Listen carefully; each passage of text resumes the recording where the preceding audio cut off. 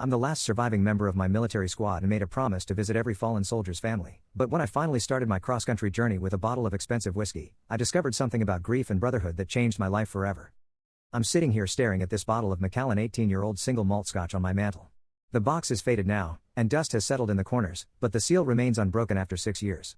Most people would see an expensive bottle of whiskey. I see a promise I made to 9 dead men. I, 34 male, run a small auto shop in Phoenix. 6 years ago, I was deployed in Helmand Province, Afghanistan, with my squad.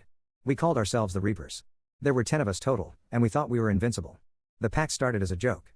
It was 2 a.m., and we were huddled in our tent, eating cold MREs and trying to stay warm. The temperature had dropped below freezing, and we could see our breath in the air. Our young lieutenant, barely 22, had just gotten a care package from home with a nice bottle of whiskey inside. He was showing it off, talking about how he was going to save it for when he got back home. That's when Martinez started joking around. He said when we got back, we weren't going to celebrate with cheap beer like every other squad.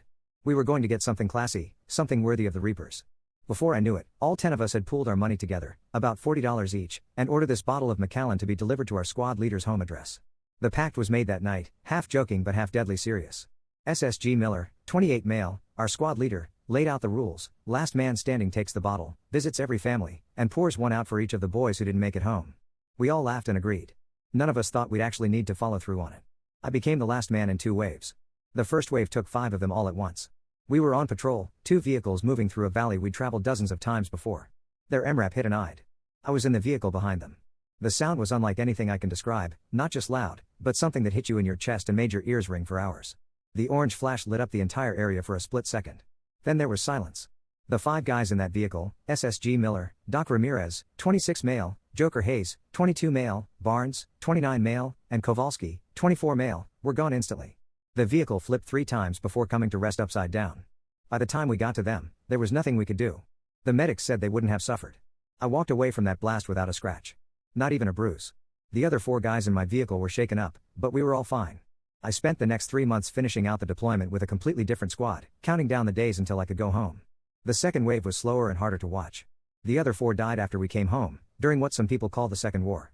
The one that happens when you're supposed to be safe. Rodriguez, 25 male, died from an overdose 2 years after we got back. His sister called to tell me. She found him in his apartment 3 days after it happened. She said he'd been struggling with pain pills since he got hurt in a training accident stateside. Thompson, 23 male, and Williams, 27 male, died in separate drunk driving accidents within 6 months of each other. Thompson hit a tree on his way home from a bar. Williams drove off a bridge. Both accidents happened at night, both guys were alone, and both had BAC levels twice the legal limit. Mike Johnson, 26 male, who we called Preacher, died 6 months ago. He shot himself in his garage while his wife was at work and his kids were at school. His wife Sarah, 24 female, called me the next day. She could barely speak through the tears.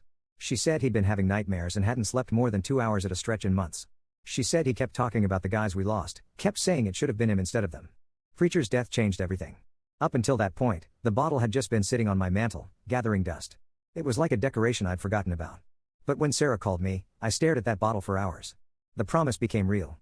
I was the last one left, and I had work to do. My life now is simple and predictable. I open the shop at 7 a.m., work on cars until 6 p.m., then go home to an empty apartment. I have one employee, Marco, 19 male, who's a good kid but doesn't ask questions about why I sometimes stare off into space for minutes at a time. I don't date anymore. I tried a few times, but sitting across from someone at dinner and making small talk about their job or hobbies feels pointless. I stopped calling my parents back. They want to know how I'm doing, and I don't know how to answer that question. The apartment is quiet. Too quiet. I have a TV, but I rarely turn it on. I eat most of my meals standing at the kitchen counter. I go to bed around 10 p.m. and wake up around 4 a.m., then lie there staring at the ceiling until the alarm goes off at 5:30. The bottle has been staring at me for months now. Every time I walk past the mantle, I see it. Every time I see it, I think about the promise. And every time I think about the promise, I find another excuse to put it off. How do I show up at Doc Ramirez's house and tell his widow that I'm fine while her husband is buried in the ground? How do I look Joker Hayes' parents in the eye when their 22-year-old son died in a desert and I came home without a scratch? How do I stand at Preacher's grave and explain to his kids that their dad thought about them every day, but it wasn't enough to keep him alive? I've been making excuses for months. The shop is too busy. I can't afford to take time off. Marco isn't ready to handle things alone. I need to fix my truck first. I should wait until the weather gets better. Every excuse feels reasonable at the time, but late at night, when I can't sleep, I know what I'm really doing. I'm avoiding this because I'm scared it will break me. The truth is, I don't know how to start. I don't know what to say to these families. I don't know if they want to see me or if I'll just be a reminder of everything they lost. I don't know if visiting 9 graves and pouring out expensive whiskey will mean anything to anyone besides me. But I made a promise to 9 men who trusted me. They're gone, and I'm still here. The bottle is still sealed, and their families are still waiting for someone to tell them their sons and husbands and fathers mattered. I'm the only one left who can do that. I'm writing this because I don't know what else to do. I've been sitting here for 3 hours, staring at this bottle, and I finally decided I need to stop making excuses. Tomorrow morning, I'm going to start my truck, put this bottle in the passenger seat, and begin driving. I'm going to visit every family, every grave, and I'm going to keep the promise we made in that freezing tent 6 years ago. I don't know if this will help me or hurt me. I don't know if it will bring any peace to the families I visit. But I know I can't keep staring at this bottle and making excuses. The 10 of us made a pact, and 9 of them held up their end by dying. The least I can do is hold up mine by living. If anyone has advice on how to talk to military families, or if you've ever had to do something like this, I could use the help. I'm scared I'm going to mess this up, but I'm more scared of not trying at all. Update 1. I wasn't expecting anyone to read my post, let alone respond to it. When I woke up the next morning, my phone showed 847 notifications. I thought it was a mistake. I spent the next 2 hours reading through messages from people I'll never meet, telling me things I needed to hear. A woman who signed her message as Gold Star Mother wrote, "Please don't be afraid to meet us. We just want to hear a story about our son that we don't already know." Another message came from someone who said he was a Vietnam vet, the 4 deaths after, that's the part people don't get. Thank you for saying it. Drive safe, brother. The messages didn't make the fear go away. When I walked past the bottle that morning, my hands still shook. But something had changed. The mission didn't feel like something I had to do alone anymore. It felt like thousands of people were riding shotgun with me, bearing witness to this promise I made to 9 dead men. I talked to Marco that morning. I told him I needed to take a few weeks off for personal reasons. He's a good kid, never asks too many questions. He just nodded and said he could handle things while I was gone. I've been training him for 2 years, and he knows the regular customers. The shop would survive without me for a while. Packing took longer than I expected. I put a duffel bag with 5 changes of clothes in the bed of my pickup truck. I filled a cooler with water bottles and beef jerky. I bought a physical road atlas because I don't trust my phone's GPS when I get into rural areas where cell service gets spotty. The hardest part was packing the bottle. I wrapped it in 3 thick towels and placed it carefully in a milk crate on the passenger seat. I buckled the seatbelt around the crate so it wouldn't slide around. For the entire 6-hour drive, I kept glancing over at it, making sure it was secure. The first day on the road was exactly as boring as I expected. I-80 through Nevada is nothing but desert and truck stops. I stopped for gas every 100 miles, more out of habit than necessity. The coffee at every gas station tasted the same, burnt and bitter. The radio played the same rotation of classic rock songs I'd heard 1,000 times before. About 4 hours into the drive, a song came on that we used to make fun of back in Afghanistan.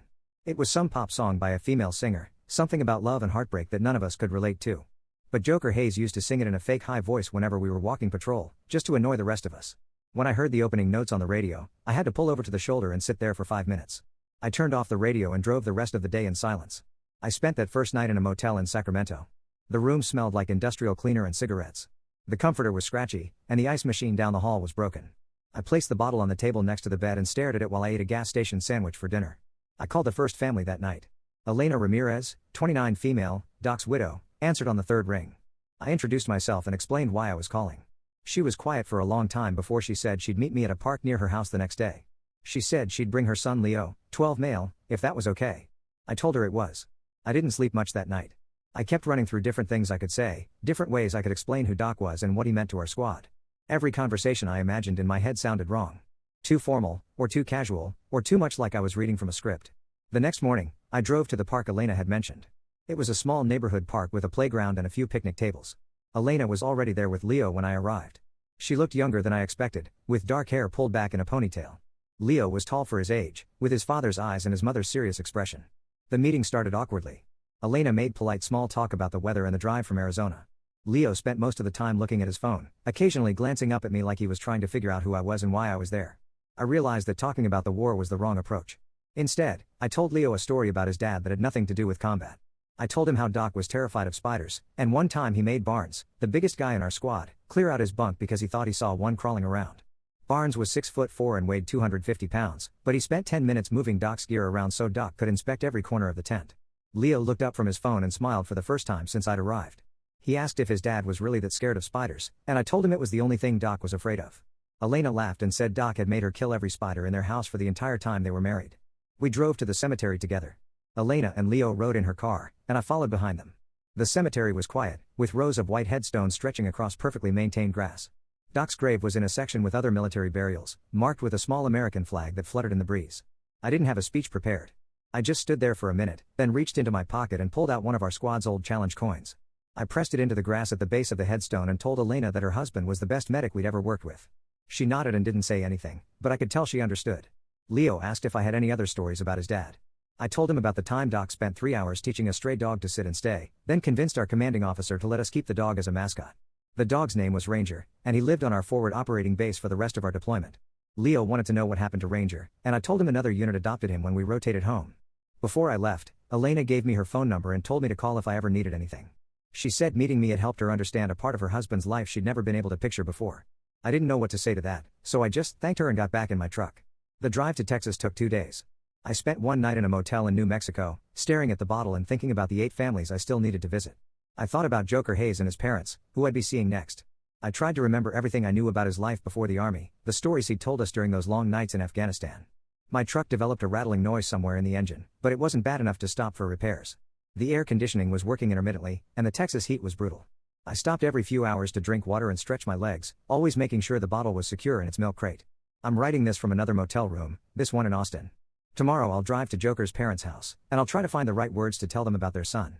I don't know if I'm doing this right, but I'm doing it. That has to count for something. Update 2. The visit to Joker Hayes' family was different from Doc's. When I pulled up to their house in Austin, I could see the difference immediately. Doc's family had moved on, built a life around the space their husband and father used to occupy.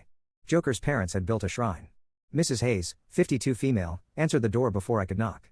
She'd been watching for me from the front window. She was a small woman with graying hair and red eyes that looked like she'd been crying recently. Mr. Hayes, 54 male, stood behind her, a big man with calloused hands and a face that hadn't smiled in years. The house was exactly what you'd expect from parents who lost their only child.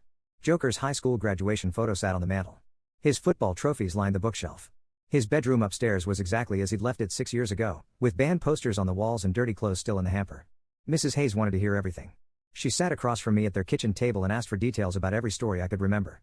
She wanted to know what he ate, what he complained about, what made him laugh. She took notes in a spiral notebook while I talked, like she was afraid she'd forget something important. Mr. Hayes was quiet for the first hour. He sat in his recliner in the living room, close enough to hear our conversation but far enough away that he didn't have to participate. Every so often I'd catch him staring at me with an expression I couldn't read. Mrs. Hayes made lunch for all 3 of us, sandwiches and chips, with sweet tea that was too sweet. She kept apologizing for not having anything better to offer, even though I told her the food was fine. She asked if Joker ever mentioned being homesick, and I told her he talked about her cooking all the time. That made her cry, so she excused herself to get more napkins and didn't come back for 10 minutes. That's when Mr. Hayes cornered me in the kitchen. He looked me straight in the eye and asked the question I'd been dreading. I need to know. The army report was clinical. Tell me how my boy died. I took a deep breath and told him the unvarnished truth. I explained about the I'd, about the sound and the flash and the silence that came after. I told him where I was when it happened, what I saw, and how long it took us to reach their vehicle. I didn't spare myself. I told him I was in the vehicle behind them, that I watched the explosion happen and couldn't do anything to stop it. Mr. Hayes listened to every word without changing his expression. When I finished, he didn't thank me or tell me he was sorry I had to see it. He just asked one more question. Was he cracking jokes right up to the end? I could honestly tell him yes. The last thing I heard Joker say was a complaint about the terrible country music the driver was playing on the radio. He was making fun of a song about pickup trucks and beer when the I'd went off. Mr. Hayes nodded, and for the first time since I'd arrived, his face softened just a little. Before I left, Mr. Hayes went upstairs and came back down with Joker's old University of Texas baseball cap. It was faded and worn, with sweat stains around the edges. He handed it to me and said Joker would want me to have it. I put it on and wore it as I drove away. The next several visits blurred together.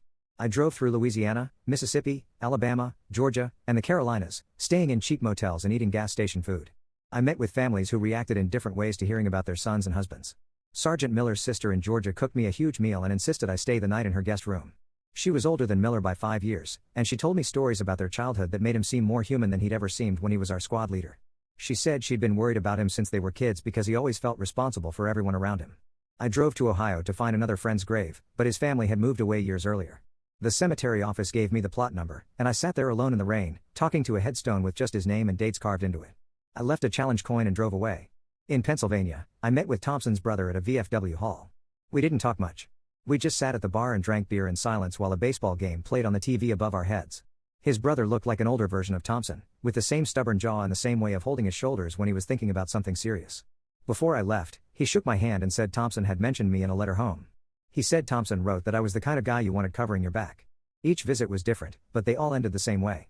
I'd leave a challenge coin at the grave, tell the family that their son or husband or brother was a good soldier, and drive to the next state. The bottle rode shotgun with me through thousands of miles, wrapped in its towels and secured in its milk crate. The worst part wasn't the families. The worst part was the driving. Hours and hours of interstate highways, truck stops, and radio static. I had too much time to think about the guys who weren't there anymore, too much time to replay conversations and wonder if I was saying the right things to their families. I got a flat tire outside of Knoxville, Tennessee. An older trucker pulled over to help me change it, even though I hadn't asked for assistance. He didn't ask what I was doing or why I looked like I hadn't slept in days. He just helped me get the spare tire on and bought me a cup of coffee at the next truck stop. We talked about trucks and weather for 20 minutes. It was the first normal conversation I'd had in weeks. By the time I reached Virginia, I'd been on the road for 3 weeks. I had 2 more stops to make, SSG Miller and Preacher, both buried at Arlington National Cemetery. I checked into a motel outside Washington, D.C. and called Sarah Johnson, Preacher's widow. She answered on the first ring, like she'd been waiting for my call. She said she'd been following my journey through the Facebook messages I'd been sending to update the families on my progress. She asked if I wanted to meet at the cemetery or if I preferred to visit alone. I told her I needed to do this part by myself. The next morning, I drove to Arlington. I'd never been there before, and the size of the place was overwhelming. Row after row of white headstones stretched across rolling hills, each one marking someone who'd died serving their country. The visitor center gave me a map and directions to the section where Miller and Preacher were buried. I found them not far from each other. Miller's headstone was simple and clean, with his name, rank, and dates of service.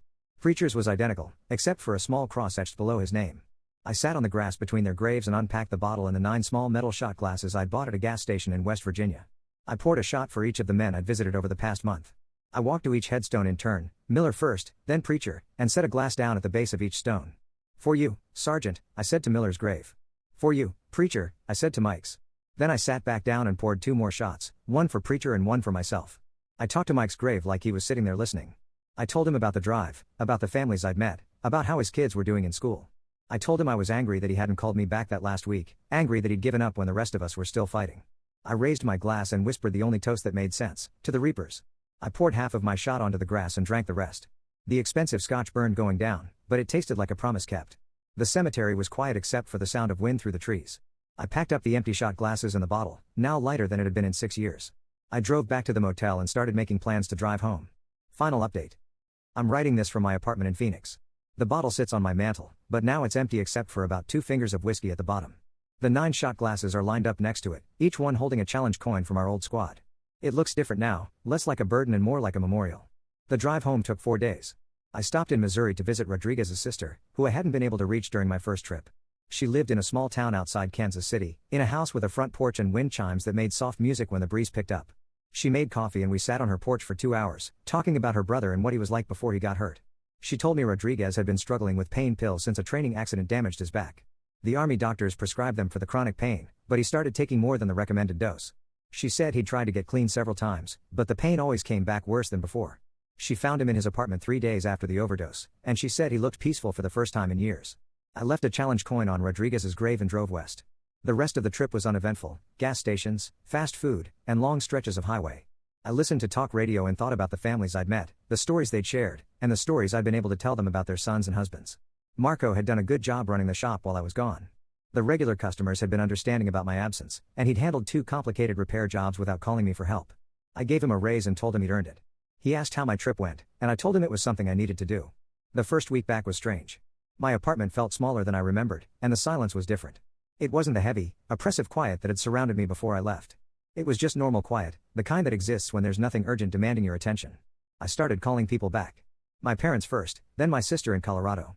They asked about the trip, and I gave them the basic details without going into specifics. My mom wanted to know if I was okay, and I told her I was working on it. That seemed to satisfy her for now. Sarah Johnson called me a week after I got home. She said she'd driven to Arlington the day after my visit and found the challenge coin I'd left at Mike's grave. She asked if she could keep it, and I told her it belonged to her family now.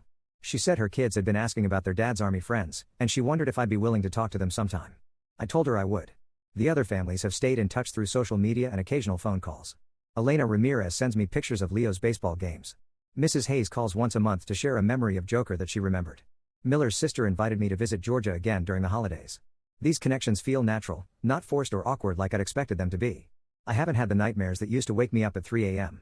I still wake up early, but now I use the extra time to work on projects around the apartment, fixing the leaky faucet in the bathroom, organizing my tools, reading books I've been putting off for years. The days feel longer, but in a good way. Marco asked me last week if I was thinking about hiring another mechanic. Business has been steady, and we could use the help during busy seasons. I told him we'd start looking for someone after the new year. It felt good to make plans that extended beyond next week. I haven't opened a dating app or asked anyone out, but I've been more social in general. I joined the local VFW chapter and started going to their monthly meetings. Most of the members are older guys from Vietnam or Korea, but they don't ask questions about what happened overseas. They just include me in their conversations about sports and local politics, and that's enough for now. The bottle isn't a source of dread anymore. When I walk past the mantle, I sometimes stop and look at the challenge coins lined up in those shot glasses. Each coin represents a promise kept, a family visited, a story told. The weight I carried for 6 years is gone, replaced by something lighter but more substantial, the knowledge that I did what I said I would do. People ask if the trip helped, if I feel better now that it's over. I don't know how to answer that question. I'm not the same person who stared at that sealed bottle for months, making excuses and avoiding phone calls. But I'm not magically healed either. I'm just different, more connected to the world around me, less afraid of difficult conversations, more willing to make plans that extend beyond today. The truth is, keeping that promise didn't fix everything. It didn't bring back 9 dead men or erase the memory of that explosion or make the loss of my friends hurt any less. What it did was prove to me that I could do something hard, something that mattered, even when I was scared it would break me. Tomorrow is Monday, and I'll open the shop at 7 a.m. like always. Marco will be there early, and we'll work on the cars that people trust us to fix. I'll probably get grease under my fingernails and spend too much time explaining to a customer why their transmission needs to be replaced. It's not a dramatic life, but it's mine. The promise is kept. The bottle is empty. The story is finished, but the living continues.